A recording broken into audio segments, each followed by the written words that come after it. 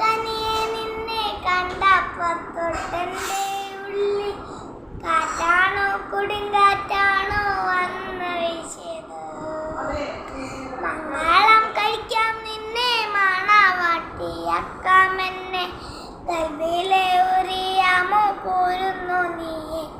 I കുണിയിലൗക്കാൻ്റെ മോള പാപ്പാന്റെ സ്വർണ്ണക്കനിയാണ്. ആങ്ങളെ മക്കൊക്കെ ബീവിയ ഉമ്മന്റെ എമ്പൊരു മോളാണ്. പഠിക്കണ വലിയൊരു സ്ഥലത്താണ് അൽഹംദുലില്ലാ പഠിക്കണ്ടല്ലേ.